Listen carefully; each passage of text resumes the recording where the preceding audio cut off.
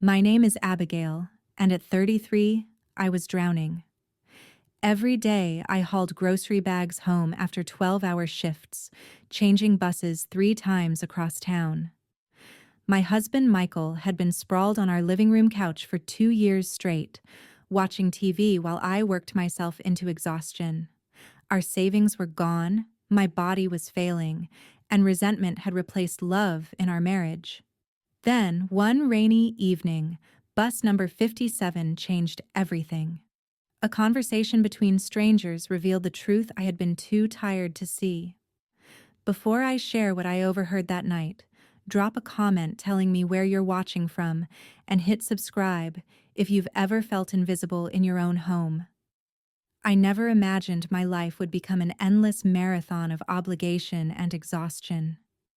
10 years ago, I graduated with a business degree, full of ambition and plans to climb the corporate ladder. My parents had worked hard to put me through college, the first in our family to attend. I had dreams of executive positions, maybe even starting my own company someday. The world seemed full of possibility. Then I met Michael at my friend Sarah's barbecue. He arrived with a cooler of craft beers and a smile that lit up his entire face. At 31, he was 6 years older than me, established in his career as a construction supervisor, confident in a way that drew me in immediately. We talked for hours that day, and when he asked for my number, my heart practically leaped out of my chest. Our courtship was a whirlwind. Michael showed up at my apartment with flowers and surprised me with tickets to concerts. He cooked elaborate meals and told me stories about growing up in a small town in Michigan. He worked hard during the week, managing crews of 20 men, but always made time for us on weekends. "You're the most fascinating woman I've ever met," he would tell me, running his fingers through my hair. "I love how your mind works." Within 8 months, he proposed on a hiking trip, getting down on one knee at the summit as the sun rose. I said yes without hesitation. We planned a small ceremony in my parents' backyard. Nothing extravagant because we were saving for a house. The first years of marriage were everything I had hoped for. We found a modest 3-bedroom in a good school district in Aurora, Colorado, with a small yard and friendly neighbors. Michael worked overtime to help with the mortgage, and I secured a position as an administrative assistant at Horizon Financial. The pay wasn't amazing, but the benefits were good, and there seemed to be opportunity for advancement. Olivia came along in our second year of marriage, a colicky baby who kept us up all night, but melted our hearts with her first smile. Ethan followed 2 years later. Our family felt complete, and despite the chaos of raising young children while both working full-time, we managed. We were tired but happy, taking turns with midnight feedings and weekend activities. Michael coached Ethan's T-ball team, and I volunteered at Olivia's preschool when I could. "We're a good team," Michael would say, high-fiving me after we successfully navigated a dual tantrum situation at the grocery store. Then came the economic downturn. The construction industry was hit particularly hard.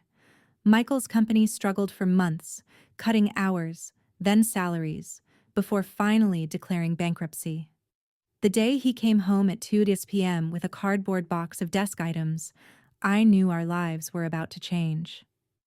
"It's just temporary," he assured me, his eyes betraying his confidence. "Companies are still building. I'll find something else in no time."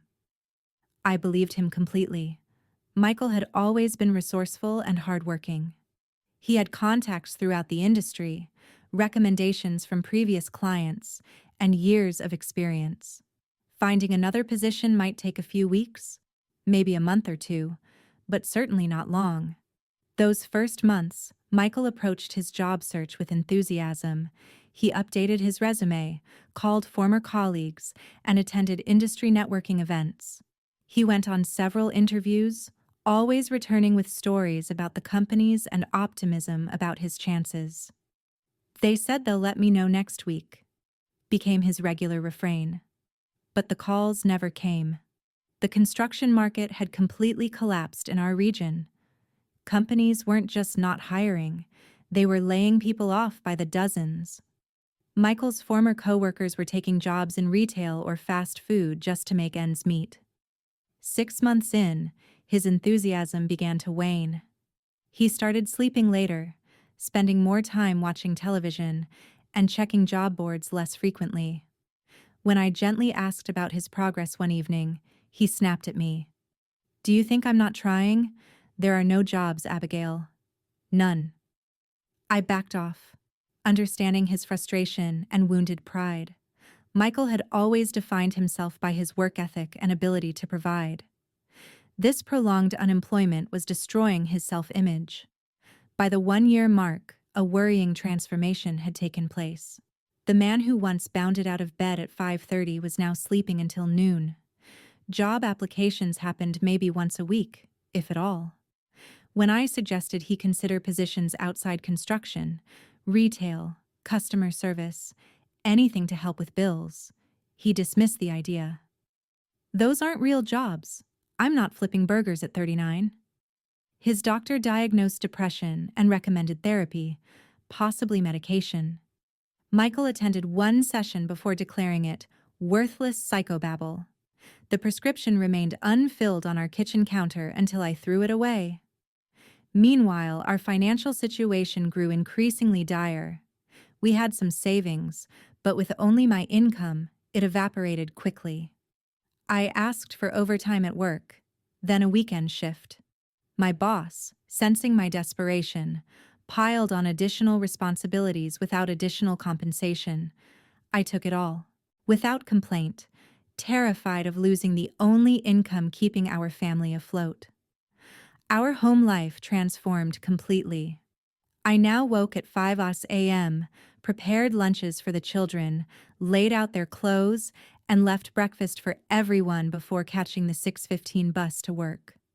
After a full day at the office, I would shop for groceries, then take multiple buses home, arriving around 7:30 p.m. to cook dinner, help with homework, and tackle laundry and cleaning.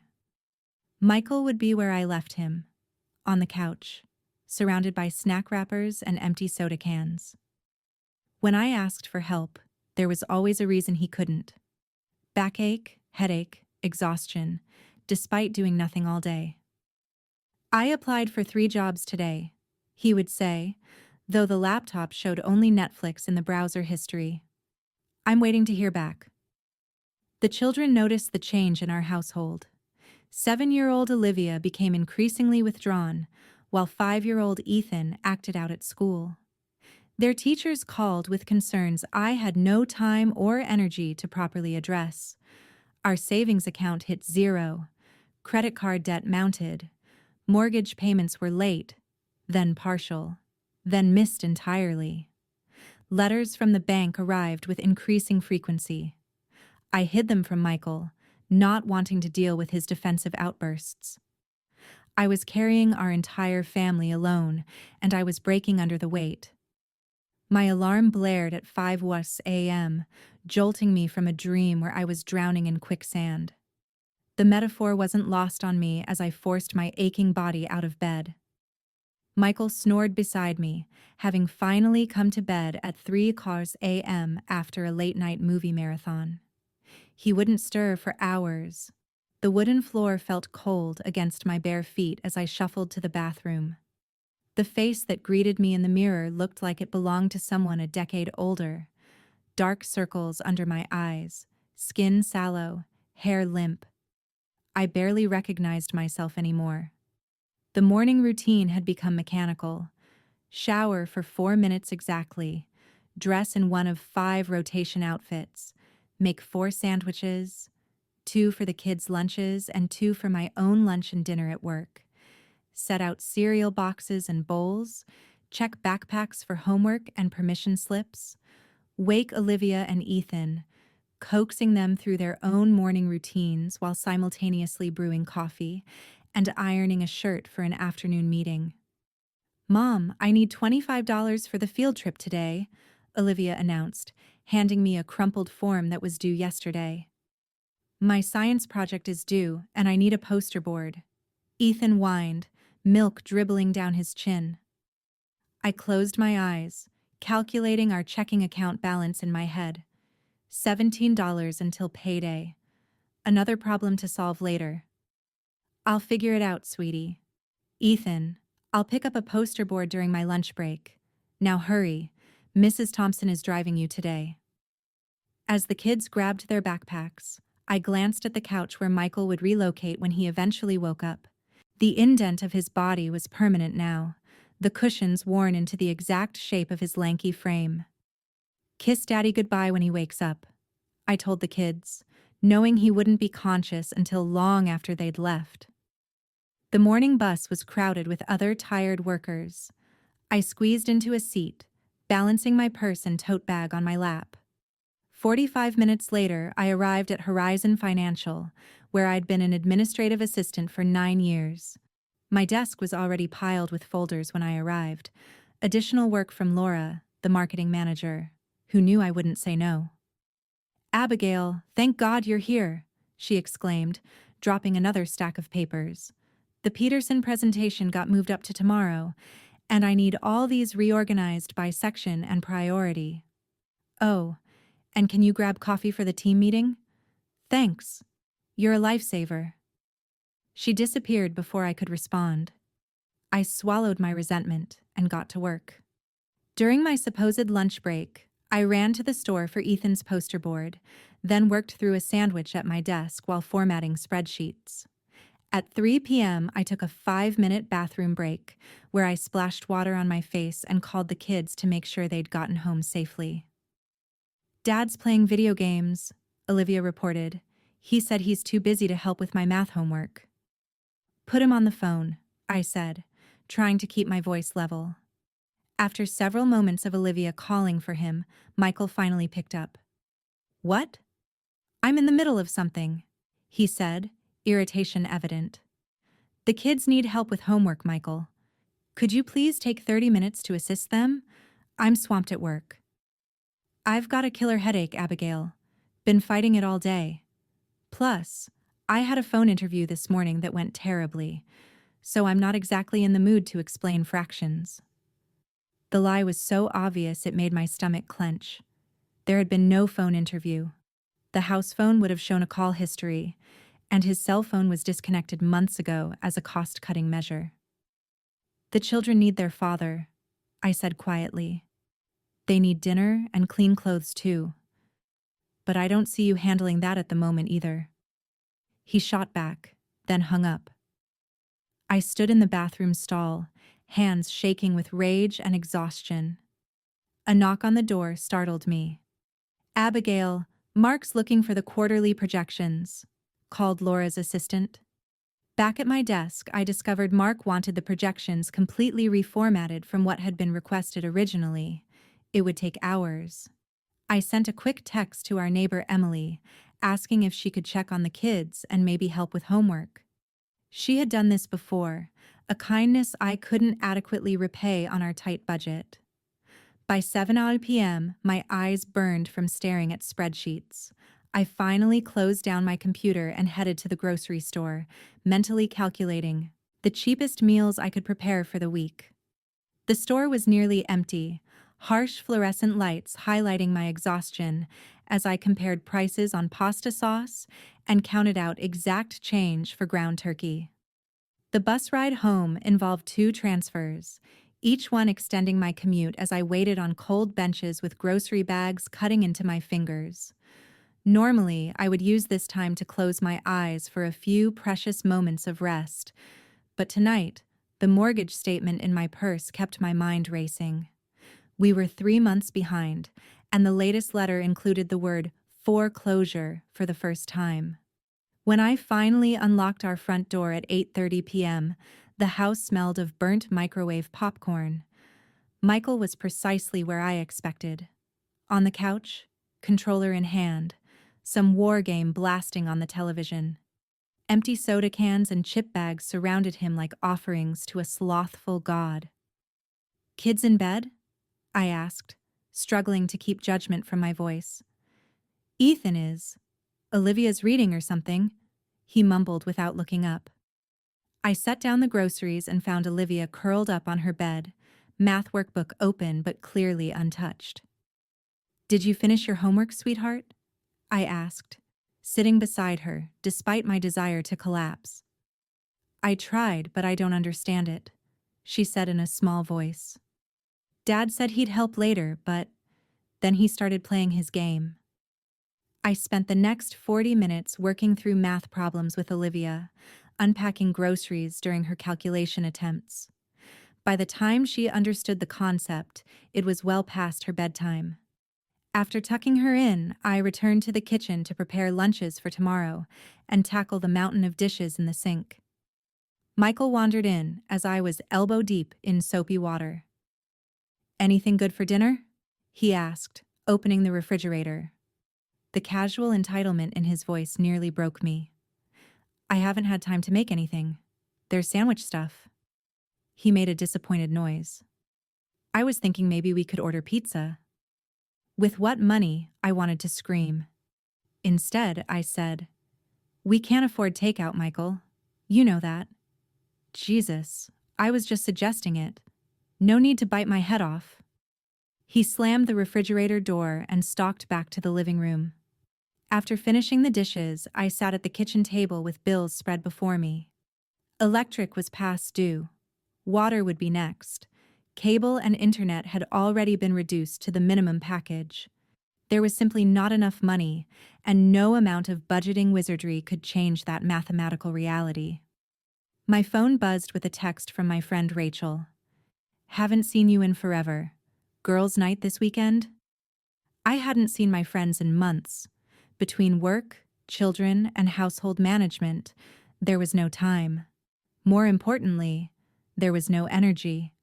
The thought of socializing, of having to explain Michael's ongoing unemployment, or pretend everything, was overwhelming. Swamped with work. Rain check, I replied, the same response I'd been giving for almost a year.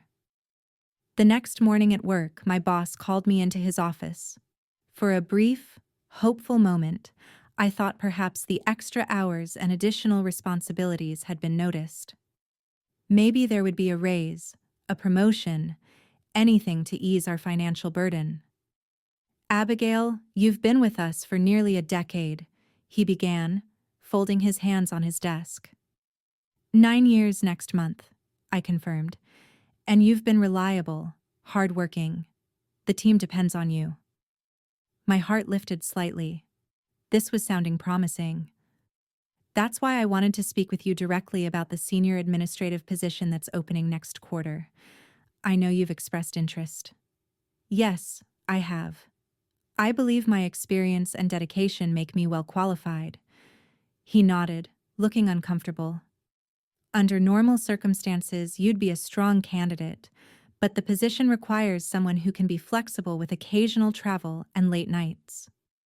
I can be flexible, I said quickly, desperation creeping into my voice. With your home situation, your husband's unemployment, and your children's needs, I just don't see how you could commit to what we need. The unfairness of it hit me like a physical blow. I was being denied advancement because I was already overburdened, because I needed the job too much to leave, as Laura had once tactlessly observed. My dedication was being used against me. I understand, I said, though I didn't. Not really. That evening, loaded down with groceries and the weight of another professional disappointment, I missed my usual bus.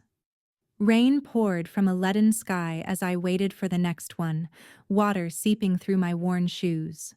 When bus number 57 finally arrived, I was soaked, exhausted, and fighting back tears of frustration. The bus was more crowded than usual because of the rain. Commuters shook water from umbrellas and raincoats, creating a symphony of droplets against metal flooring.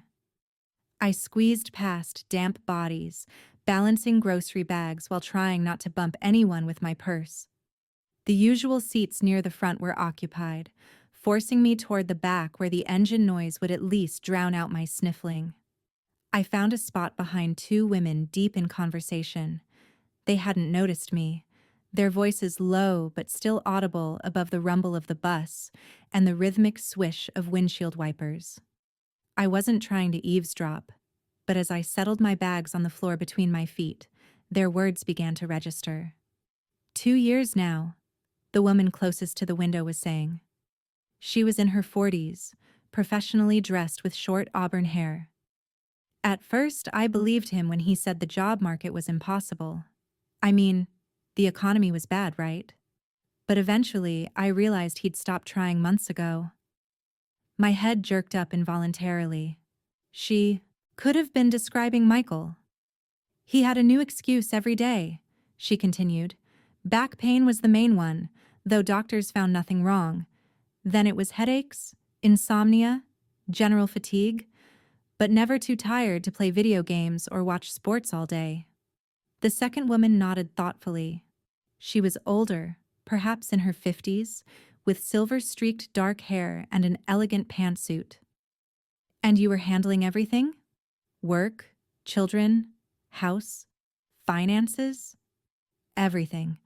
I'd come home exhausted after working overtime, and he'd ask what was for dinner, as if it were still my responsibility despite him being home all day. The dishes would be piled up, laundry untouched. When I asked for help, there was always some reason he couldn't. I froze, grocery bags forgotten at my feet.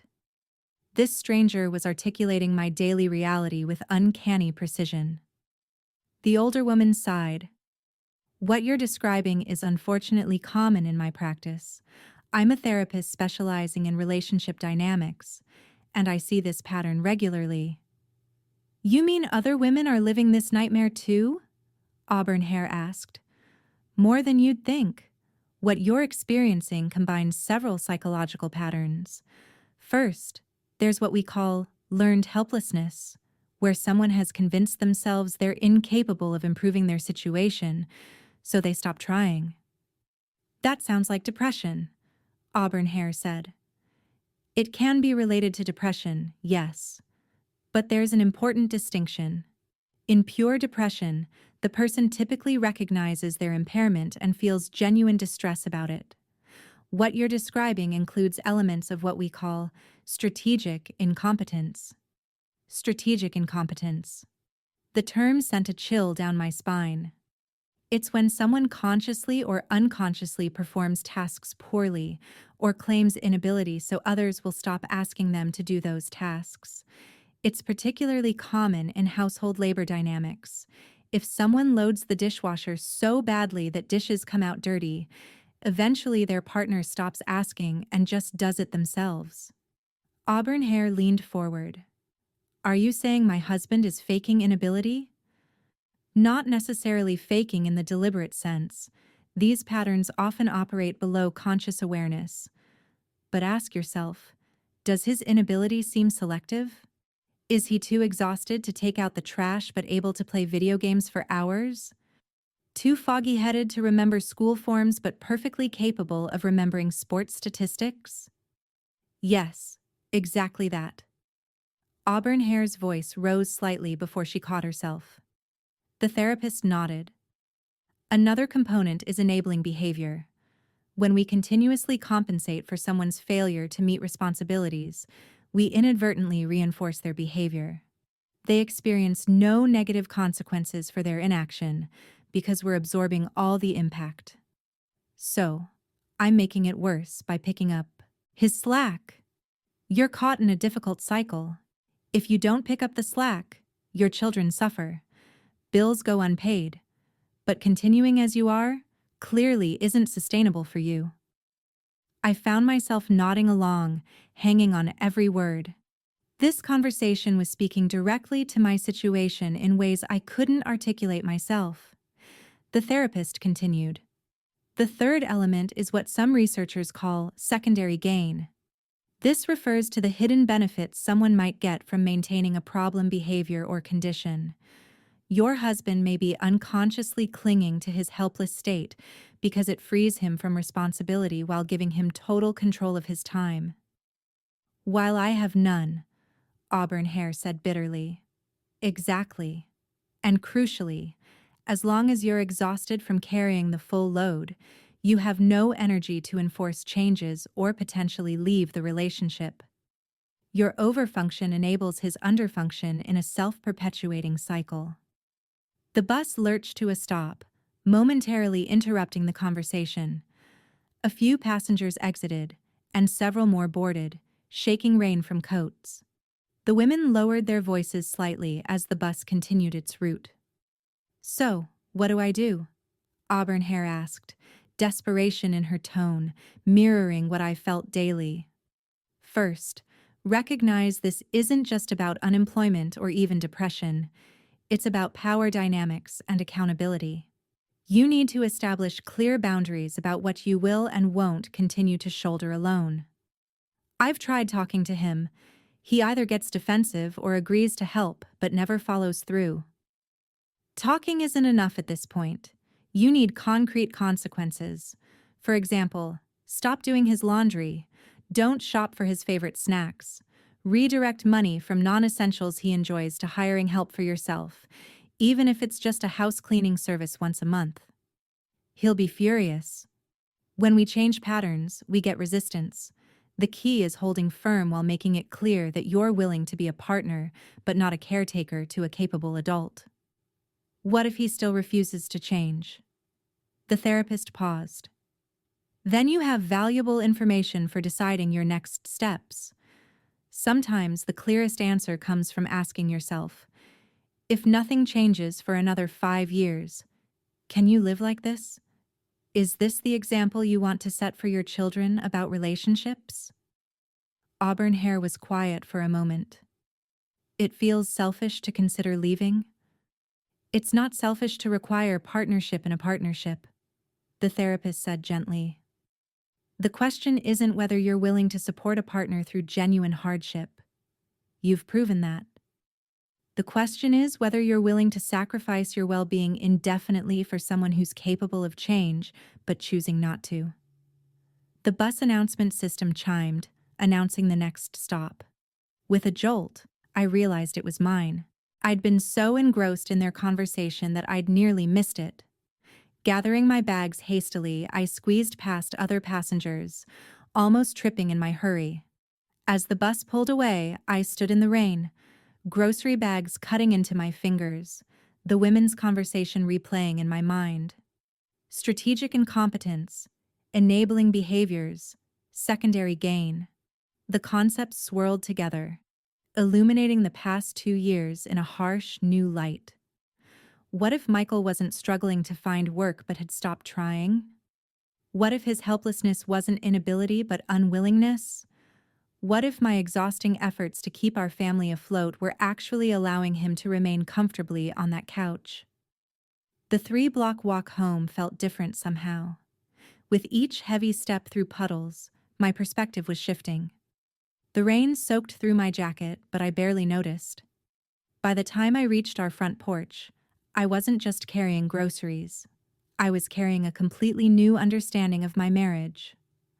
I paused on our front porch, key in hand, suddenly reluctant to enter my own home. Through the window, I could see exactly what I expected. Michael sprawled on the couch, television casting blue light across his unshaven face. Our children sat at the dining table, attempting homework without supervision. The scene was so familiar, it was almost a caricature. Taking a deep breath, I unlocked the door and stepped inside, setting the groceries on the kitchen counter. "Mom's home," Ethan called out, running to hug me around the waist. Olivia looked up from her notebook with relief. "Can you help me with my science questions?" Dad said he doesn't remember 5th grade science. Michael raised a hand in lazy acknowledgement of my arrival without taking his eyes from the screen. "There's nothing for dinner," he announced, as though this were my failure rather than his. I moved through our evening routine on autopilot, helping with homework, preparing a simple pasta meal, checking backpacks for tomorrow. But something had changed. I was watching myself and Michael with new awareness, cataloging each interaction through the lens of what I'd heard on the bus. When Michael complained about back pain while I asked him to set the table, I noticed how quickly the pain vanished when his favorite show came on. When he claimed to be too foggy to help Ethan with simple math but recited detailed sports statistics minutes later, the contradiction was glaring. How had I not seen this pattern before? After the children were in bed, I sat at our desktop computer in the corner of the living room, Michael's snores providing background noise from the couch. I typed "learned helplessness relationships" into the search bar, and page after page of articles appeared. I read about enabling behaviors, codependency, and the concept of overfunctioning while a partner underfunctions. One article described my life with eerie accuracy. The overfunctioner becomes increasingly exhausted and resentful, while the underfunctioner becomes increasingly incapable and dependent. The dynamic serves to keep both parties stuck, one too overwhelmed to create change, the other too comfortable to want it. I found an online forum for partners of unemployed spouses. The stories mirrored mine with such precision that tears sprang to my eyes. One woman described sneaking into the bathroom to cry between meetings at work. Another detailed calculating how much debt she could manage if she left. A third shared her realization that her husband's job search consisted of sending a single application weekly to maintain the appearance of trying. I created an anonymous account and posted my situation. Responses flooded in within hours. "He won't change while you're managing everything." Ask yourself, if your son grew up to treat his wife this way, would you be okay with that? This isn't just about unemployment. It's about respect and partnership. You're modeling martyrdom for your daughter. Is that what you want for her future? That last comment hit like a physical blow. What was I teaching Olivia about her value and what she should accept from a partner? What was I showing Ethan about a man's responsibilities to his family? The next morning, I called in sick to work for the first time in years. After getting the children to school, I sat in my car in the parking lot and called my sister Hannah. "Abigail, is everything okay?" Her concern was immediate. We hadn't spoken properly in months. Quick texts and holiday gatherings were all our busy lives had allowed. "No," I admitted, voice cracking. "Nothing is okay." I poured out everything: the financial struggles, Michael's 2-year couch residence, my growing resentment, and finally the bus conversation that had illuminated it all. There was a long pause after I finished speaking. "I've been worried about this," Hannah finally said. "The few times I've visited, I've noticed how Michael always has an excuse when you ask for help. I didn't want to interfere, but honestly, it looks like manipulation from the outside." "Why didn't you say anything?" I asked, hurt that she'd seen what I couldn't. "Would you have heard it 6 months ago? Or would you have defended him?" She was right. I would have explained away his behavior, made excuses, insisted he was trying. I had been so invested in the narrative of supporting my struggling husband that I couldn't see the reality. "What do I do now?" I asked. "First, you need professional advice, both psychological and financial. This isn't just an emotional problem, it's a practical one too." Hannah recommended her therapist, who fortunately accepted my insurance. I made an emergency appointment for that afternoon. Next, I visited my bank and had a brutally honest conversation with a financial advisor about our situation. "Based on your income alone, keeping your house will be extremely difficult," she told me gently. "If your husband doesn't contribute soon, you'll need to consider downsizing or other arrangements." The reality of potentially losing our home crystallized the severity of our situation. This wasn't just about emotional labor anymore. Our children's stability was at risk. The therapist's office was a calm oasis compared to the chaos in my mind. Dr. Rachel Carter listened attentively as I explained my situation, occasionally taking notes but mostly maintaining steady eye contact that made me feel truly heard. "What you're describing is unfortunately common," she said when I finished, unconsciously echoing the bus therapist. "You've been carrying the entire physical, financial, and emotional load of your family while your husband has abdicated responsibility." "I enabled it," I admitted. "I kept picking up the slack out of necessity. My children needed to be fed. Bills needed to be paid. The question is, what happens now that you recognize the dynamic?" We spent the session outlining a strategy.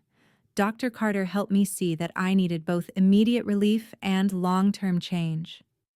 "You need to determine what your boundaries are," she explained. "What are you no longer willing to do? What consequences are you prepared to enforce? And crucially, what is your timeline for seeing change before making bigger decisions?" That evening, after the children were asleep, I sat at our kitchen table with a notebook, mapping out a comprehensive plan. Financial assessment. I calculated exactly what we needed monthly, what I could earn with potential overtime, and what Michael would need to contribute. Minimum expectations. I created a list of basic responsibilities Michael needed to resume: job applications, household chores, childcare participation. Timeline: 30 days for initial changes, 90 days for secured employment or significant progress. Support system: people I could rely on during this transition: Hannah, my parents, trusted friends.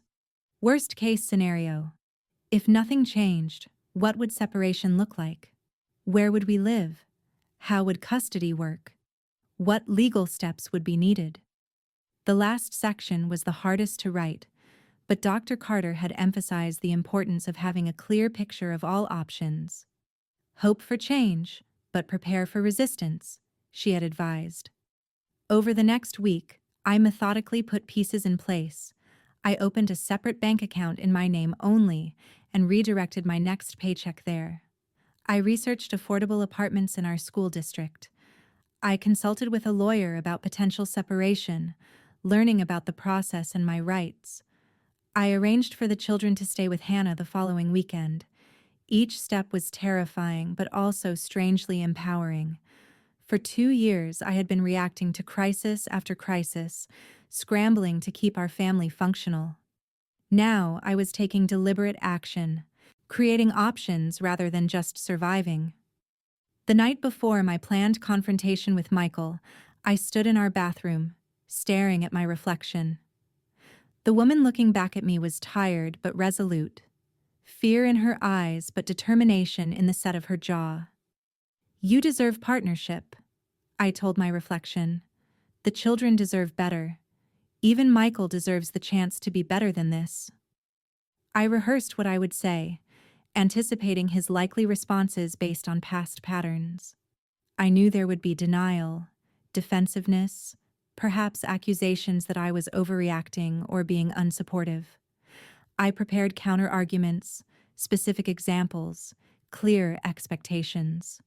For the first time in years, I felt something beyond exhaustion and resentment. I felt ready. Saturday morning dawned bright and clear, a stark contrast to the storm brewing inside our home. I had dropped Olivia and Ethan at Hannah's the previous evening, telling them they were having a special weekend with their aunt while Mommy and Daddy had grown-up talks. Their excitement at the sleepover had been tinged with confusion. We rarely spent nights apart. But Hannah had distracted them with promises of movies and baking. Michael had barely registered their absence, grunting acknowledgement when I mentioned they'd be gone for the weekend. Now he sat at our kitchen table, coffee mug in hand, scrolling through sports highlights on his phone. I took a deep breath and sat across from him. "We need to talk, Michael, about everything." He glanced up briefly.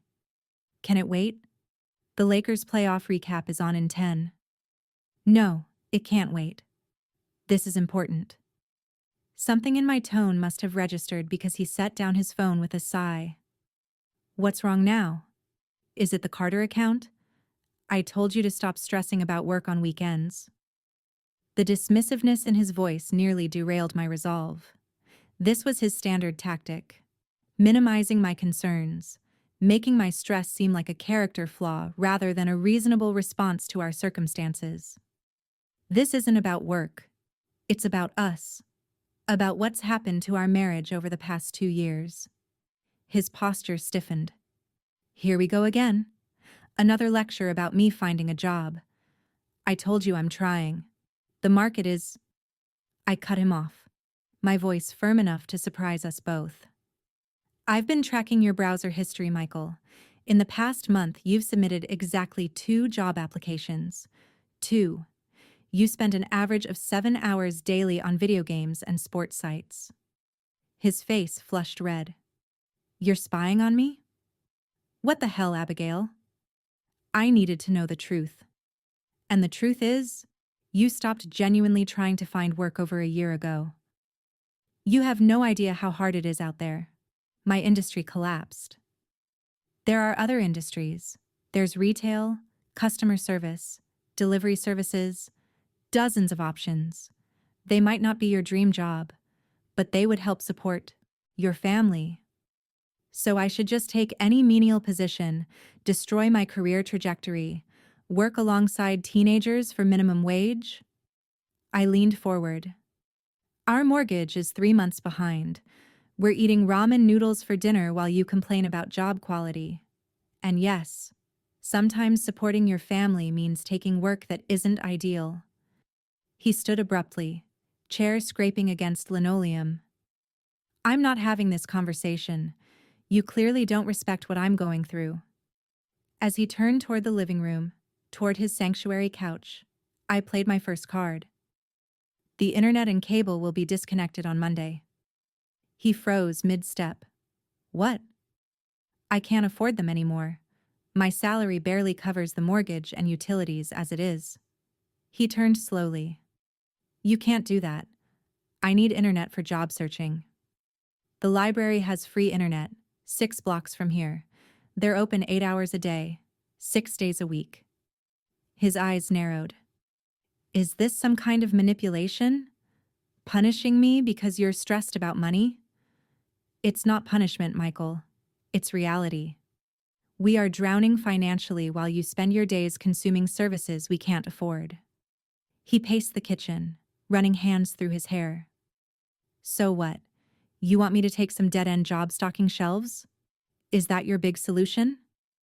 I want you to contribute in any way, because right now I'm carrying everything. Work, children, house, finances, while you contribute nothing. Nothing. His voice rose. I'm here every day with the kids. Being physically present isn't the same as parenting. Olivia and Ethan come home to an empty refrigerator and a father who's too busy to help with homework but never too busy for video games. His face twisted with anger. You think you're so perfect, the martyr who works herself to exhaustion? Maybe if you weren't such a control freak, I could actually help around here? I had anticipated this. The deflection, making his inaction my fault. In the past, I would have backed down, apologized, taken on responsibility for his feelings. Not today. I've prepared this, I said, calmly sliding a folder across the table. It outlines our current financial situation, minimum monthly requirements, and a list of responsibilities that need to be shared. He glared at the folder without touching it. Seriously? You made a spreadsheet about our marriage? I made a roadmap for saving it. I opened the folder and pointed to the first page. We need $4,000 monthly to cover basic expenses. I'm bringing in $3,200. That leaves an $800 shortfall every month, which explains our growing debt. And you expect me to magically produce $800? I expect you to work toward it. 20 hours weekly at minimum wage would cover it. And while you're job searching, I expect shared household responsibilities. I flipped to the next page. This is a division of chores, childcare, and household management. He scoffed. So I'm supposed to be your maid now? You're supposed to be my partner. These are basic adult responsibilities, not favors you do for me. His eyes scanned the list, incredulity growing. Laundry, grocery shopping, school pickups? I'm not good at this domestic stuff, Abigail. You know that. This was the strategic incompetence the bus therapist had described, positioning himself as inherently incapable of tasks that millions of adults manage daily. You supervised construction crews of 20 men, coordinating complex projects with million-dollar budgets. You're fully capable of learning to sort laundry and make a grocery list. He pushed the folder away. This is ridiculous. You can't just hand me a contract and ultimatum like I'm an employee. It's not an ultimatum. It's clarity about what needs to change for our marriage to survive. His expression shifted subtly, cockiness replaced by uncertainty. What does that mean? I took a deep breath. It means I can't continue like this. The physical, emotional, and financial toll is destroying me. If nothing changes, I will take the children and leave. The words hung between us, the first time the possibility of separation had been explicitly named. Michael stared at me, searching for signs I was bluffing. You wouldn't, he finally said, but his voice lacked conviction. I've already spoken with a lawyer about the process. I've researched apartments in the school district. I've opened a separate bank account. His face paled. You've been planning this behind my back. I've been preparing options because I can no longer live this way. The choice is yours, Michael. Partnership or separation. He paced again, agitation visible in every movement. This is insane. You're throwing away 10 years of marriage because I've hit a rough patch. 2 years isn't a rough patch. It's a choice to let me struggle alone while you opt out of adult responsibility. So you've made up your mind. You're leaving. His voice cracked slightly, the first genuine emotion I'd seen from him in months. No, I'm giving us one last chance to fix this. 30 days. Show me consistent effort toward employment and partnership in running our household. If I see genuine change, we continue working on our marriage. If not, we separate. He collapsed back into his chair, anger seemingly deflated. Jesus, Abigail, where is this coming from? This isn't you. This is exactly me. Finally standing up for myself after years of enabling behavior that's hurting our entire family. He was silent for several minutes, staring at the folder. When he finally spoke, his voice was quieter. And if I refuse, if I say this whole plan of yours is controlling and unreasonable, I met his eyes steadily. Then you've made your choice. The next 48 hours were among the most tense we'd ever experienced. Michael veered between sullen silence, defensive arguments, and attempts to recruit allies. He called his mother, who predictably took his side, and phoned me to explain how men need support during career transitions. He texted mutual friends vague complaints about my ultimatums and lack of understanding. I held firm, neither apologizing nor escalating. When the children returned Sunday evening, we maintained a cold civility that fooled neither of them. Olivia watched us with anxious eyes, while Ethan became unusually clingy. Monday morning, true to my word, I called and canceled our cable and internet services, downgraded our cell phone plan, and removed all but $50 from our joint account after paying the electric bill. When Michael discovered the television yielding only static, his outrage was immediate. This is childish, Abigail. Punishing me won't solve anything. It's not punishment. It's financial necessity. The money for luxuries simply doesn't exist anymore. The first week was a power struggle of epic proportions. Michael made a show of leaving the house with his resume, then returned, claiming every business had turned him away. He performed household tasks with deliberate incompetence, shrunken laundry, burnt dinners, cleaning that left surfaces dirtier than before. See, he would say with manufactured innocence, I told you I'm not good at this stuff. I refused to take the bait. That's okay, practice helps. Try again tomorrow. By the second week, his resistance tactics shifted. He began playing the victim, sighing heavily while folding towels, wincing dramatically when lifting a laundry basket as though his back might give out any moment. When this failed to elicit sympathy, he tried sporadic cooperation. One day of productive job searching, followed by 3 days of television at his mother's house. The children noticed the changes, confused by their father's erratic behavior and the new chore chart on the refrigerator that included his name. "Is Dad sick?" Ethan asked one evening. "He keeps saying he's too tired to play catch, but then he goes to Uncle Daniel's to watch football." "Dad is learning some new routines," I explained carefully. "Sometimes change is hard for grown-ups too." By week 3, Michael's mother arrived unannounced at our door, determined to mediate. "This tough love approach isn't working," she insisted. "Michael is depressed. He needs support, not deadlines." "I've supported him for 2 years," I replied evenly. "Depression explains behavior but doesn't excuse the absence of effort. He's refused therapy, medication, and job counseling. At some point, mental health becomes his responsibility, not mine." She left in a huff, but her visit seemed to impact Michael. That evening, he approached me in the kitchen, expression uncharacteristically serious. "You're really going to leave if I don't change, aren't you?" he asked quietly. I nodded, continuing to pack lunches for the next day. "Yes, even after everything we've built together." He set down the knife I was using to spread peanut butter. "Michael, what exactly have we built together recently? For 2 years, I've been building alone while you've been a spectator in our life." He had no response to that. The following day, he had a job interview scheduled at a home improvement store. It wasn't in construction management but would use his knowledge of building materials and tools. The position would provide about 25 hours weekly, not full-time, but a start.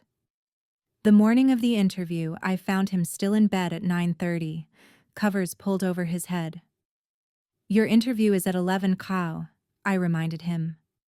"I'm not going," came his muffled reply. "Why not?" "It's pointless. They won't hire me. I'm overqualified, and they'll know I'll leave the moment something better comes along." I pulled back the covers. "Then why did you schedule the interview at all?" "To get you off my back. To show I was trying." He sat up, eyes red-rimmed. "You don't get it, Abigail. No one wants to hire a 41-year-old failed construction manager with a 2-year employment gap." "You haven't failed," I said. "The economy failed. But staying in bed guarantees continued failure." "Easy for you to say. Your job never disappeared. Your entire identity wasn't erased overnight." "And whose fault is that? You're the one who wrapped your entire identity around one job title instead of seeing yourself as someone with transferable skills and value beyond a specific position." He swung his legs over the bed, anger flashing in his eyes. "You think I want to be this person? You think I enjoy watching you work yourself to death while I can't contribute? I think you've become comfortable in helplessness because it's easier than risking rejection. I think you've convinced yourself you're protecting your dignity by refusing lesser jobs when the truly undignified choice is letting your family struggle while you hide." His face crumpled, anger dissolving into something raw and vulnerable. "I can't do it," he whispered. "I can't face another rejection. I can't start at the bottom again. I just can't."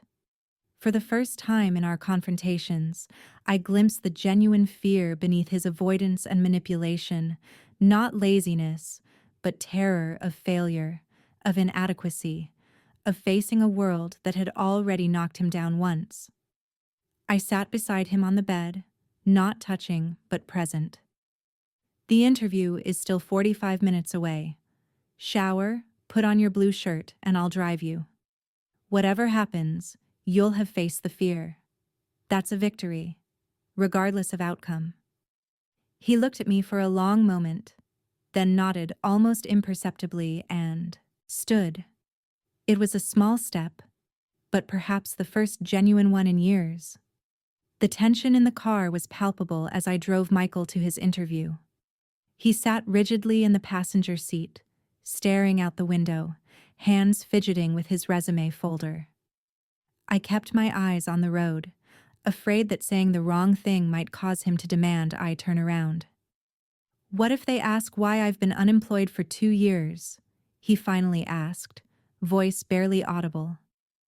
"Be honest, but strategic. The construction industry collapsed. You took time to explore options and upskill, and now you're eager to apply your knowledge in a new environment." He nodded slightly, rehearsing the words under his breath. "Do you want me to wait?" I asked as we pulled into the store parking lot. "No," he said quickly, then softer. "But maybe check your phone in case I need a ride back." I watched him walk toward the entrance, shoulders squared with forced confidence. Whether this particular interview yielded results or not, he had taken a significant step simply by showing up. 3 hours later, my phone buzzed with a text. "Interview done. Went okay. Stopping for lunch before bus home." It wasn't enthusiasm, but it wasn't defeat either. Progress. The following days established a fragile new pattern. Michael attended 2 more interviews, one at a building supply distributor, another at a hardware store. He began handling school pickups without complaint and took over breakfast preparation, though his culinary skills remained limited to cereal and toast. There were still rough moments. I discovered him one afternoon, staring blankly at the wall instead of completing the online certification course he'd started. When I asked what was wrong, he admitted, "I keep thinking, what's the point? Even if I get some retail job, I'll never make what I used to. We'll never get back to where we were." "Maybe we're not supposed to go back," I suggested. "Maybe we need to go forward to something different." By the 4th week, Michael received an offer from the home improvement store. The pay was approximately half his former salary for part-time work, with potential for advancement to department manager after 6 months. He accepted with mixed emotions, relief at employment, but embarrassment at the step down in status and income. "It's temporary," I assured him. "A stepping stone while you continue looking for something that better matches your experience level." "What if this is it, though?" he asked, genuine worry in his voice. "What if I never get back to a professional position?" "Then we adjust our expectations and lifestyle. We've survived worse." The first shift at his new job visibly exhausted him. 8 hours on his feet after 2 years of couch sitting left him with sore muscles and blistered heels. But there was something different in his demeanor when he returned home, a quiet dignity that had been absent for months. "It's strange," he said as we prepared dinner together that evening. "People actually listened when I explained how to choose the right drill for different projects. I forgot what it feels like to have someone value your knowledge." The household began to find a new rhythm. Michael's work schedule meant he had some weekday mornings free, during which he took over school drop-offs and grocery shopping. His income, while modest, relieved the immediate financial pressure, allowing us to begin addressing overdue bills. More significant than the practical changes was the shift in our relationship dynamic. The power imbalance that had defined the past 2 years was gradually equalizing. We began having conversations instead of confrontations, collaborating rather than colliding. Michael also started therapy, initially reluctant but increasingly engaged as sessions continued. "My therapist thinks I've been punishing myself for losing my job by ensuring I couldn't get another one," he shared after his 3rd appointment. "Like failing was so painful that I sabotaged myself to avoid risking it again." "Does that resonate with you?" I asked carefully. "Yeah," he admitted, staring into his coffee cup. "When the construction company went under, I felt like a complete failure, like I should have seen it coming or done something to prevent it, even though logically I know that's irrational." These moments of vulnerability and self-awareness were new, creating space for genuine connection that had been absent for years. By the 3-month mark, our landscape had transformed dramatically. Michael was working 35 hours weekly, having picked up additional shifts. He'd completed 2 online certifications related to construction project management and had an interview scheduled with a commercial real estate developer looking for someone with his background. The home front had similarly evolved. Chores were divided equitably, with Michael taking initiative rather than waiting for instructions. The children responded to the change in atmosphere, becoming more relaxed and engaged. Olivia's teacher commented on her improved focus at school, while Ethan's behavior issues virtually disappeared. Our financial situation remained tight but manageable. We had caught up on mortgage payments and established a small emergency fund. Michael's mother, initially critical of my harsh approach, now remarked on how much healthier he seemed. "I owe you an apology," she told me during a Sunday visit. "I thought you were being cruel, but you actually believed in his capability more than I did." The most profound changes, however, were internal.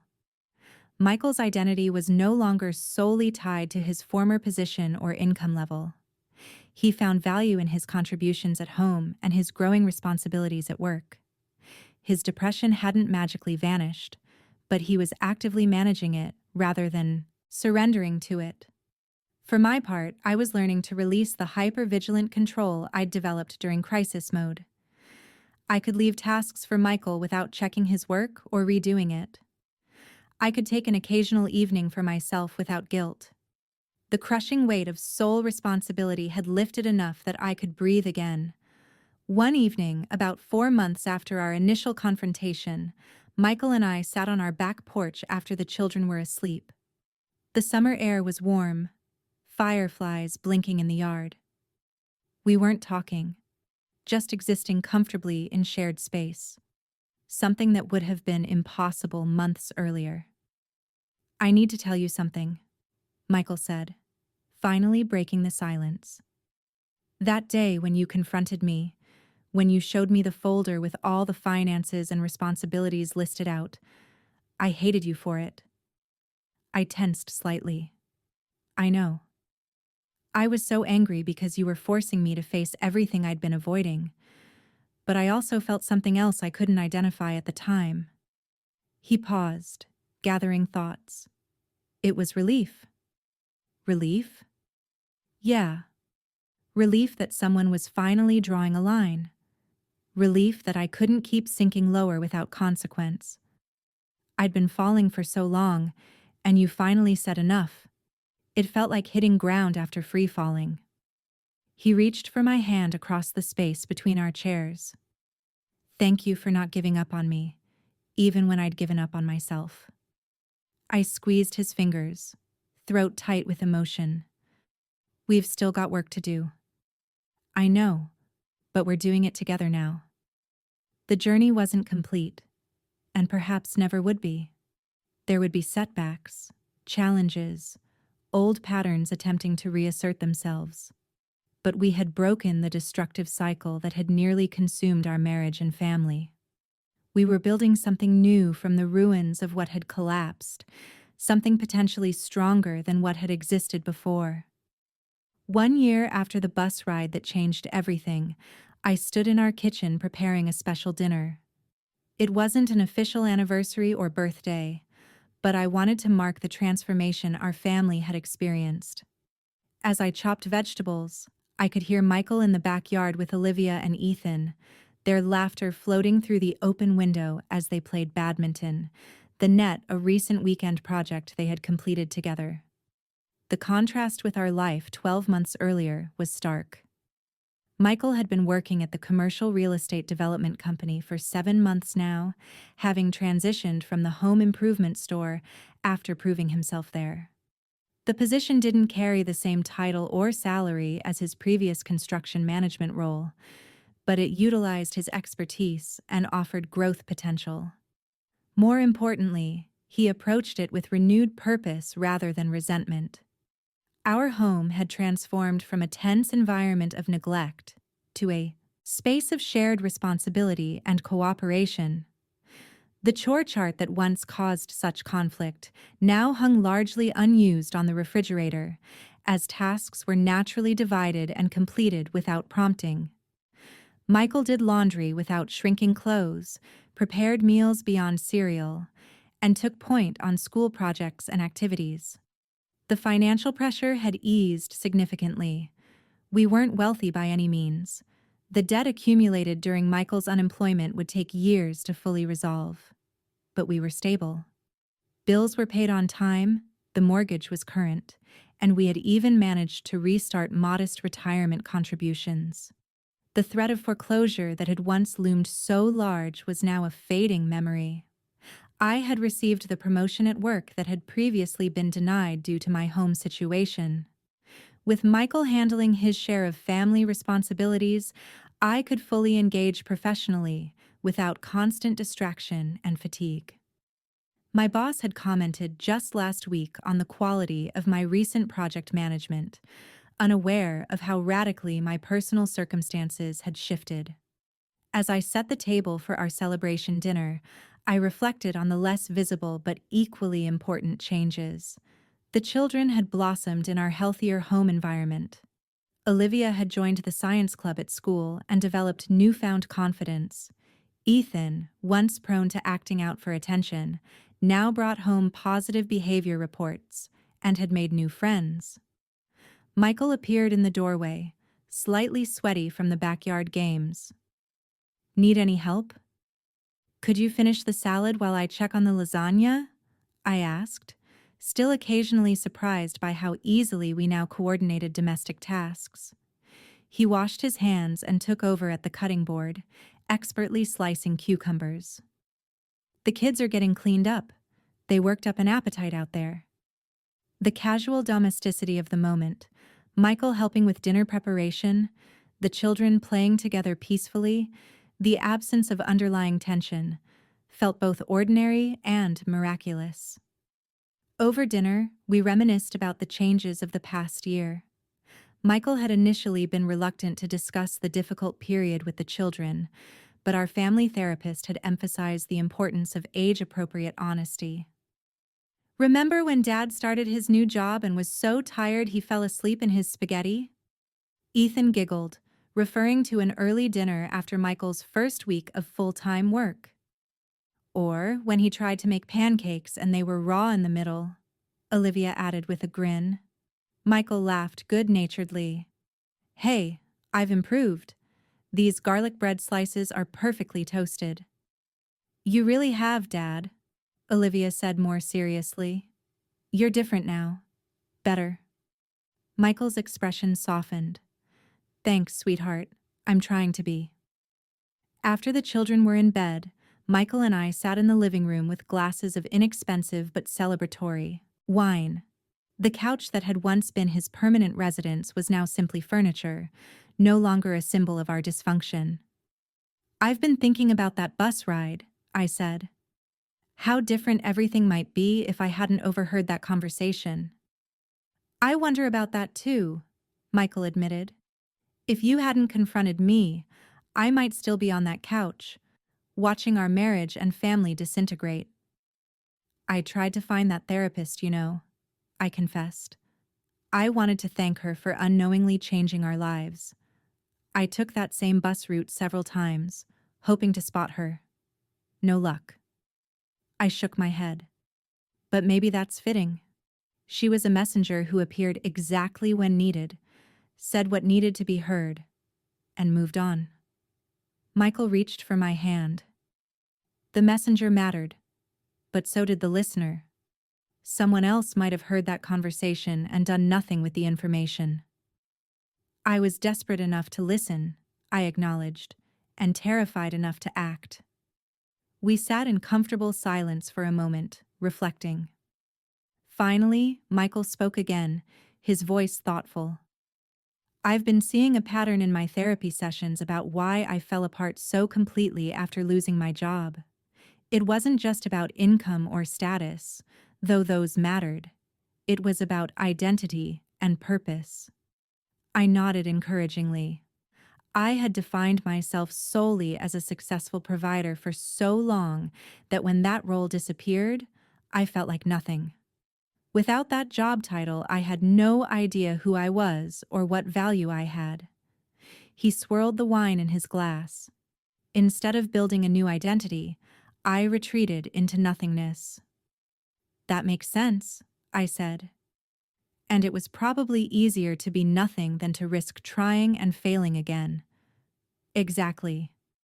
Each day of doing nothing made doing something even more terrifying. It was like I was paralyzed, watching myself disappear but unable to stop it. What changed? I asked, genuinely curious about his perspective on his transformation. He considered the question carefully. The ultimatum broke through the paralysis, but what really changed was rediscovering that I'm more than my job. I'm a father, a husband, a person with skills and contributions beyond a paycheck. This insight reflected what I had observed in his recovery. As Michael reconnected with his multiple roles and sources of value, his dependency and helplessness had gradually dissolved. I think there's something important there for both of us, I said. I had reduced myself to survivor and provider too, losing everything else in the exhaustion and stress. We both got stuck in single identities that weren't sustainable, Michael agreed, and we're both finding our way back to being whole people. The journey had been painful but ultimately healing for us individually and as a couple. I had learned crucial lessons about boundaries, enabling behaviors, and my own complicity in unhealthy dynamics. Michael had confronted his fears of inadequacy and failure, developing resilience and a more nuanced sense of self-worth. Our marriage, once defined by imbalance and resentment, had evolved into a genuine partnership built on mutual respect and contribution. We communicated more honestly, shared responsibilities more equitably, and supported each other's growth rather than remaining locked in rigid roles. The most profound lesson, perhaps, was about the nature of true support. I had believed I was supporting Michael by compensating for his inaction, by carrying the entire load while he recovered. In reality, that approach had enabled his continued dysfunction. True support had meant believing in his capability enough to require it of him, to hold him accountable rather than treating him as helpless. As the year mark of our transformation approached, I had reached out to the online forum that had provided such valuable guidance during my darkest days. I shared our story, the confrontation, the difficult transition, and ultimately, the healing. Messages flooded in from others in similar situations, some still struggling, others inspired to take action in their own relationships. "You didn't fix him," one woman wrote. "You stopped carrying him, which forced him to stand on his own feet. I need to do the same." That insight captured the essence of our journey. Michael's recovery hadn't been my accomplishment, but his own. My role had been to stop preventing it through misguided protection. Now, a year later, sitting with my husband in our reclaimed home, I felt profound gratitude for that rainy evening bus ride and the strangers whose conversation had illuminated what I couldn't see on my own. The road ahead would still hold challenges. Financial recovery would take time, and old patterns might occasionally resurface, but we were facing it together, truly together, for the first time in years. If you've ever found yourself carrying more than your share in a relationship or watching someone you love sink into helplessness, I hope our story offers both hope and direction. Sometimes the kindest thing we can do for those we love is to stop protecting them from the consequences of their choices. Sometimes believing in someone's capability is more important than sheltering them from failure. What about you? Have you ever had to set difficult boundaries with someone you love? Or perhaps you've been on Michael's side of the equation, needing that wake-up call to reclaim your own power. Share your experiences in the comments below, And don't forget to like and subscribe if this story resonated with you. Thank you for listening to this chapter of my journey. And remember, true partnership means walking together, not carrying each other.